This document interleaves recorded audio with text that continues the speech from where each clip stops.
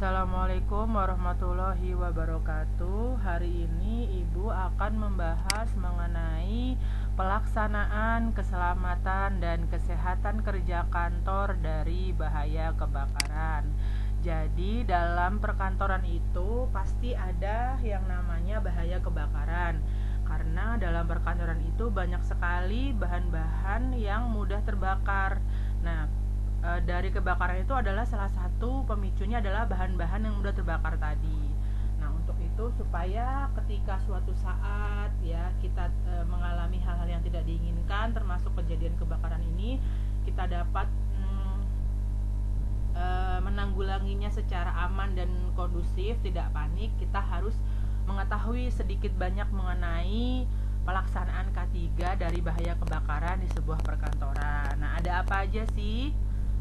Oke, ini adalah salah satu contoh gedung Samsung yang terbakar ya pada tahun 2014.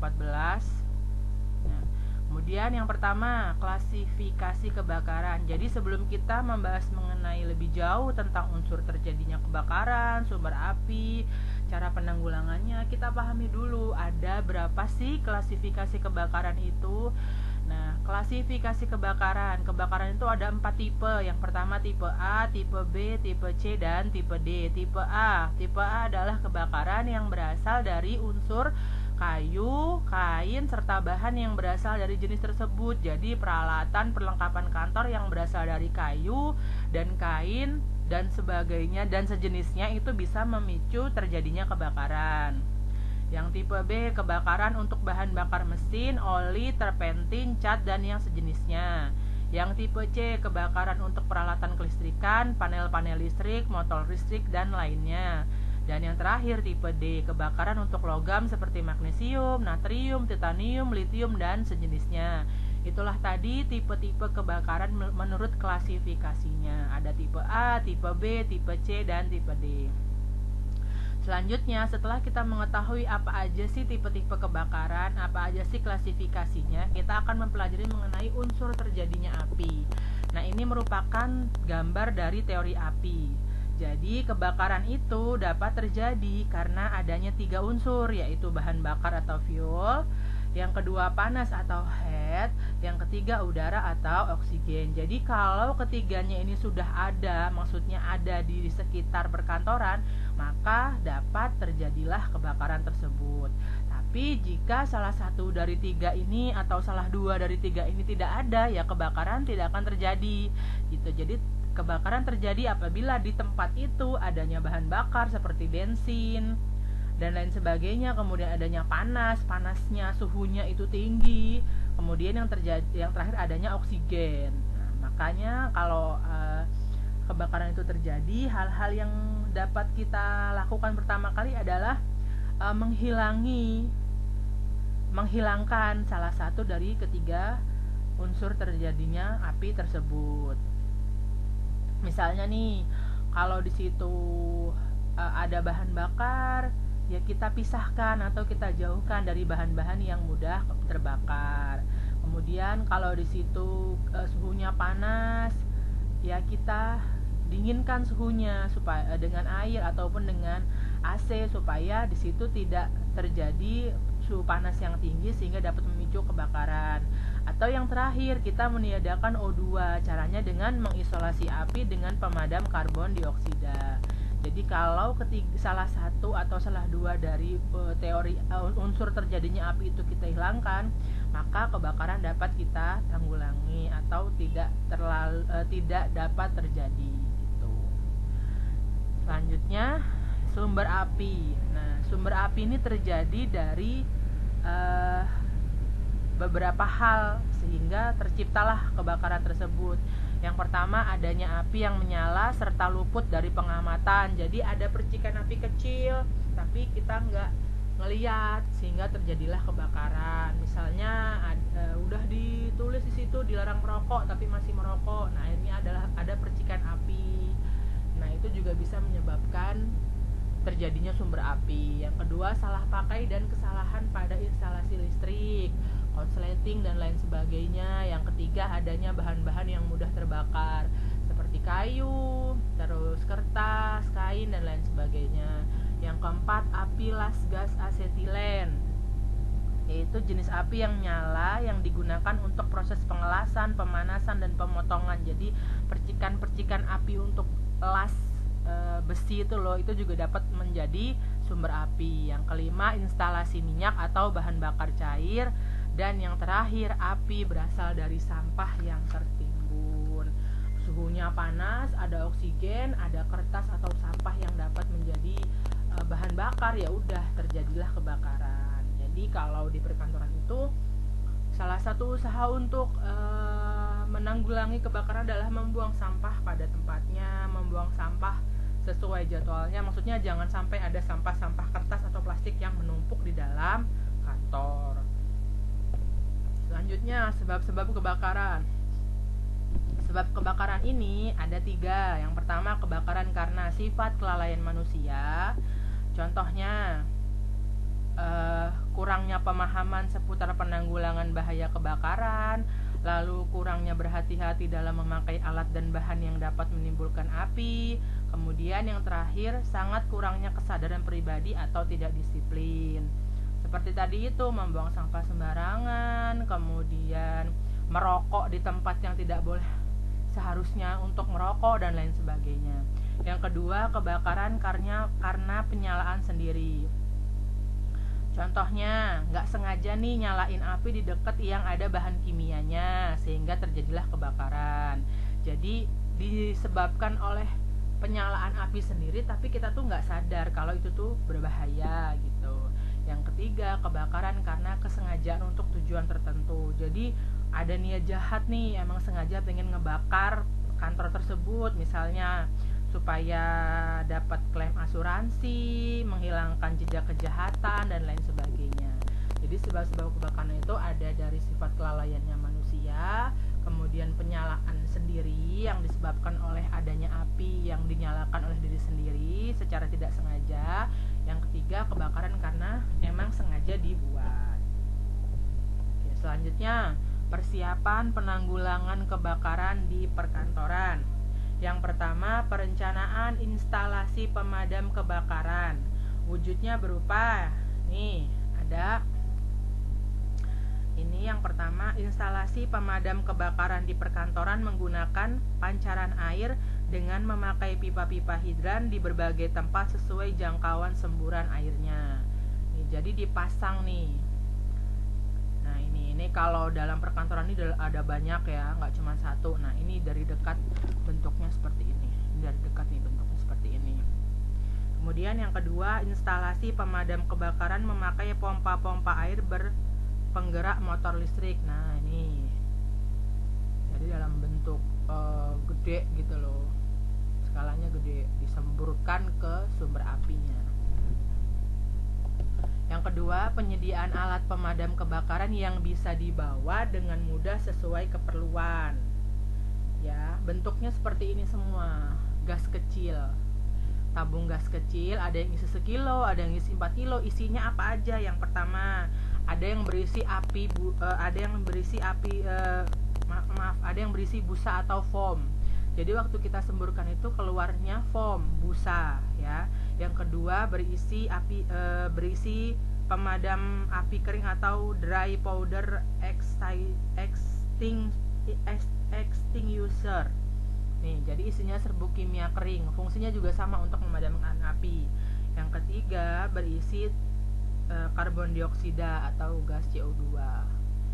Nah, ini yang mudah dibawa, yang pasti ada di perkantoran ini seperti ini. Pasti sering kalian lihat kan, di sekolah kita juga punya. Oke, yang ketiga, dipasangnya sistem tanda bahaya atau sirene di perkantoran untuk pengamanan bila terjadi kebakaran. Jadi kalau ada kebakaran udah tahu nih karyawan harus mencet sirene yang mana supaya karyawan lainnya bisa diberitahukan dengan cepat. Yang keempat, dipasangnya pintu-pintu darurat dan jalur evakuasi sebagai cara untuk menyelamatkan diri. Yang kelima, dipasangnya tangga biasa di samping elevator dan lift sebagai langkah penyelamatan diri pada korban di perkantoran jika ada kebakaran. Jadi kan nggak mungkin semua naik lift, bahkan kadang kalau misalnya di perkantoran yang besar itu kalau ada kebakaran tuh sudah ada otomatis mesin tuh mati gitu, semua mesin atau peralatan kantor tuh mati. Nah ketika mati kan lift nggak bisa dipakai, elevator nggak bisa dipakai, otomatis harus lewat tangga gitu. Makanya di sebuah perkantoran itu pasti ada tangga di samping elevator atau lift yang digunakan untuk penyelamatan diri jika terjadi musibah. Ya, selanjutnya peralatan pencegahan kebakaran. Yang pertama, perlengkapan dan alat pemadam kebakaran sederhana.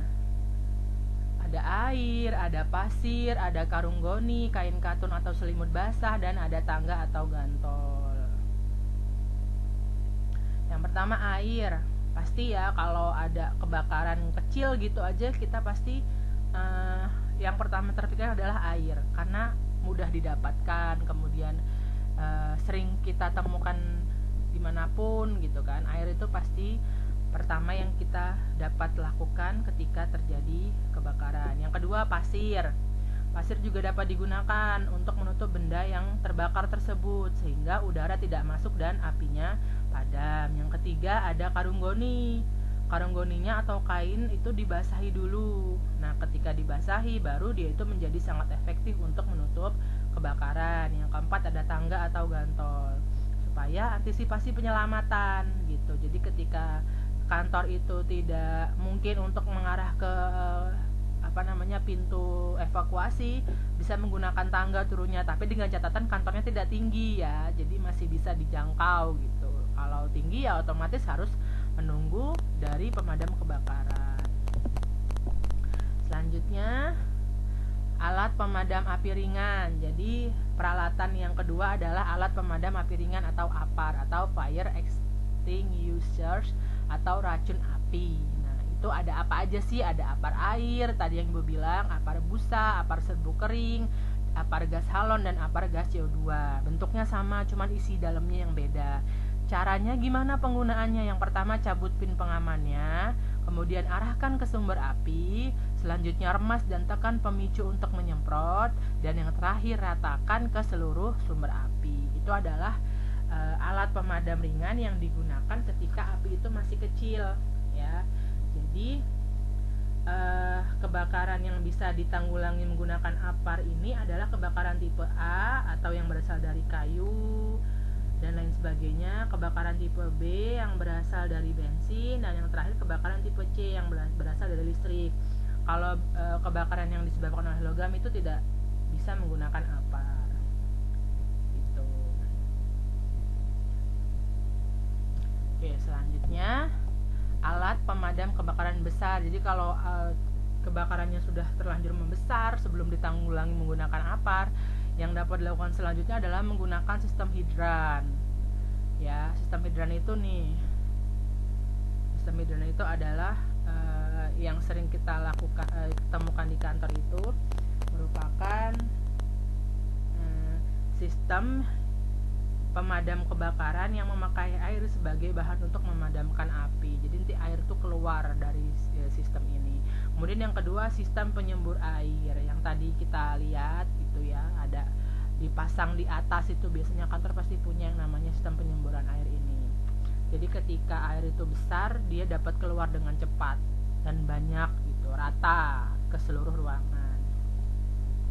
Selanjutnya, pedoman singkat antisipasi dan tindakan pemadaman kebakaran. Yang pertama, tempatkan APAR di bagian gedung perkantoran pada tempat yang mudah dijangkau dan mudah dilihat. Jadi semua pegawai itu tahu kalau APAR tuh di situ tempatnya gitu. Jangan malah disumputin ya, tapi diberitahu, disosialisasikan kepada semua pegawai. Jadi ketika terjadi kebakaran, semuanya bisa terpikir untuk mengambil APAR terlebih dahulu. Yang kedua, berbagai benda atau perabot perkantoran seperti lemari, rak buku beri tanda segitiga warna merah panjang, artinya bahan yang mudah terbakar, sehingga tidak kita sebagai pegawai di perkantoran itu tidak menyalakan pemicunya gitu, seperti merokok di situ atau menyalakan api-api kecil dan lain sebagainya, karena di situ sudah ada tanda bahwa benda tersebut adalah benda yang mudah terbakar. Yang ketiga, siagakan APAR di bagian kantor dalam posisi selalu siap pakai. Yang keempat, bila terjadi kebakaran kecil, segera bertindak dengan tenang. Identifikasi bahan terbakar, tentukan APAR yang dipakai. Yang kelima, bila terjadi kebakaran besar, yang harus Anda lakukan yaitu bertindaklah dengan tenang. Karena kalau kita udah panik, kita nggak bisa berpikir nih apa hal yang harus pertama kita lakukan. Misalnya menyalakan sirene terlebih dahulu, kemudian menghubungi pemadam kebakaran dan lain sebagainya. Selanjutnya, fasilitas penunjang. Nah, keberhasilan pemadaman kebakaran juga ditentukan oleh keberadaan fasilitas penunjang yang memadai di dalam perkantoran. Yang pertama, harus adanya fire alarm. Fire alarm ini maksudnya adalah alarm ketika terjadi kebakaran. Jadi ada alarm khusus yang dia tuh otomatis menyala ketika ada kebakaran di kantor tersebut gitu. Jadi nggak harus nunggu kita teriak-teriak dulu nih ke bagian ofisier, ayo menyelamatkan diri, ada kebakaran, tuh nggak perlu. Tapi sudah ada alarm tertentu yang dia tuh otomatis menyala ketika ada kebakaran di sebuah perkantoran, sehingga otomatis akan lebih mempercepat lagi semua karyawan itu untuk menyelamatkan diri dari kebakaran tersebut. Karena kebanyakan itu kebakaran besar yang menyebabkan banyak korban jiwa di sebuah perkantoran itu adalah karena tidak adanya fire alarm, sehingga pegawai-pegawai yang letaknya jauh di tingkat atas gitu atau tingkat paling bawah itu tuh terlambat mengetahui adanya kebakaran. Yang kedua, jalan keluar saat kebakaran atau fire exit. Nah, selanjutnya yang harus dibutuhkan selain fire alarm adalah fire exit, sehingga ketika fire alarm itu menyala, otomatis karyawan itu langsung menuju fire exit sehingga mereka dapat menyelamatkan diri mereka dengan cepat. Nah, ketentuan pembuatan fire exit itu apa aja sih? Yang pertama, pintunya dapat dibuka dari dalam tanpa kunci. Jadi pintu itu nggak boleh dikunci kalau kantor itu masih ada pegawainya, dari dalam maupun dari luar, sehingga dia bisa dibuka tanpa menggunakan kunci. Yang kedua, daun pintu dapat dibuka keluar. Yang ketiga, lebar pintu dapat dilewati 40 orang per menit sehingga dapat cepat dalam melakukan penyelamatan diri. Dan yang terakhir, bangunannya dari beton, strukturnya harus mampu terbakar minimal 7 jam. Jadi ketika api itu menjalar ke fire exit tersebut, dia tidak mudah terbakar sehingga tidak jatuh, tidak rusak dan lain sebagainya. Jadi lebih aman ketika dilewati oleh para pegawai yang menyelamatkan diri. Maksud saya seperti itu. Oke. Sekian penjelasan dari Ibu mengenai pelaksanaan K3 di kantor dari bahaya kebakaran. Ada kurang lebihnya Ibu mohon maaf. Ibu akhiri, wassalamualaikum warahmatullahi wabarakatuh.